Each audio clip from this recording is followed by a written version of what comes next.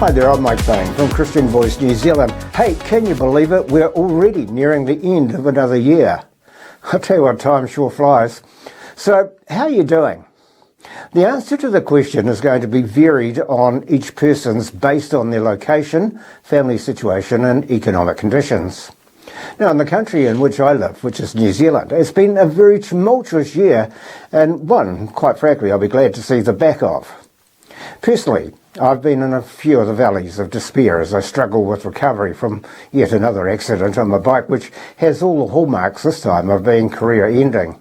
But along with some age-related aches and pains, it hasn't been a great year physically. But you know what, I still thank God each morning that I'm still on this earth. But I have to admit, I am in despair over the external factors of life, particularly the state of what was once a good nation. I can never say it was a great nation because it really still is only in its infancy as far as nations go.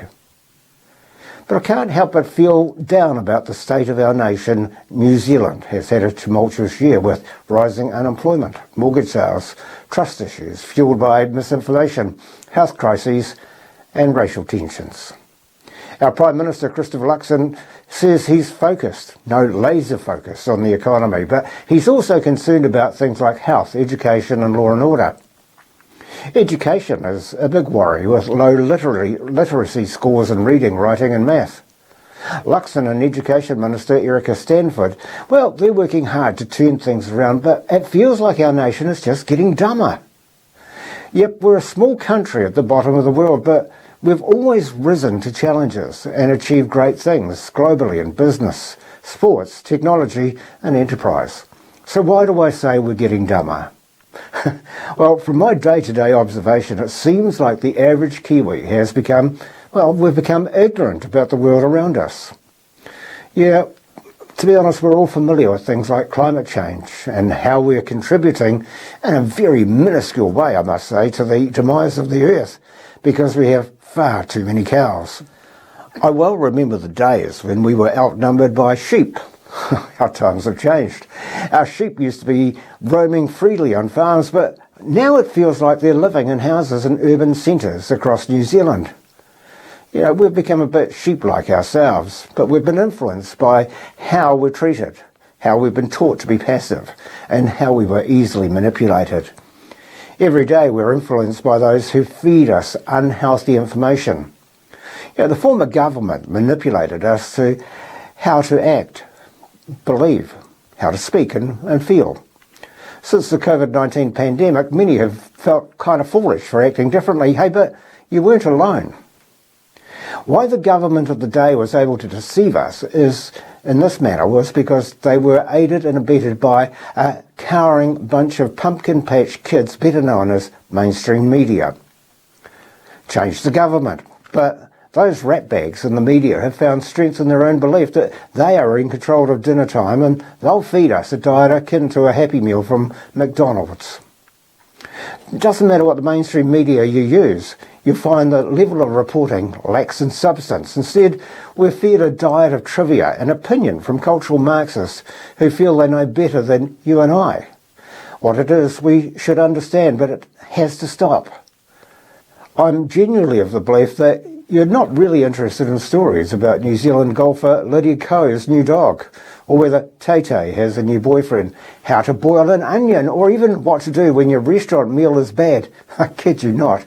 And I just want to thank the New Zealand Herald's efforts for ensuring that we know all this stuff, but really, there are events happening in the world which will impact our nation. For example, here at Christian Voice New Zealand, we've spent a good deal of time on subjects like the impending state of the global conflict, the threats to economic stability, the manipulation of sovereignty of nations, and we've even commented on the internal politics, socio-economic changes, and the possibility of a looming civil war or major disruption to our country.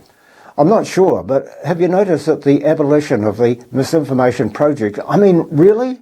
Was the reason so that the media could get away with manipulating the thoughts of the masses, oppose the government of the day by mistruths through its own opinions? That has been how I've seen 2024. And to be honest, I feel as though the many Kiwis who are giving up on this country, well, they're awake and they can see the continued downward spiral this country is being taken on. Christians continually ignore world issues. Instead, they find comfort in receiving superficial religious teachings that are easy to understand but lack depth. As a result, they're led to believe in their own salvation, making them complacent and neglectful of their own responsibilities to others. As a result, they may feel a self-gratification for their own blessings, but they fail to consider or help those who are suffering or in inconvenient situations. Today's Christians contextualise Scripture and argue over and interpret the Bible instead of simply accepting the author's intended message about how to live. This tendency to focus on interpretation may distract them from what truly matters in their faith or life. You see, not just this nation, but the entire world is in a state of flux, because we either can no longer mentally accept the truth, or we're just too dumb to accept it when it's presented to us. So instead of forging ahead, lifting ourselves as a nation, we've accepted the bar which has been set for us so low, and manipulated to believe we can do no better. That, my friends, is definitely not the Kiwi way. Mediocrity is not in our DNA.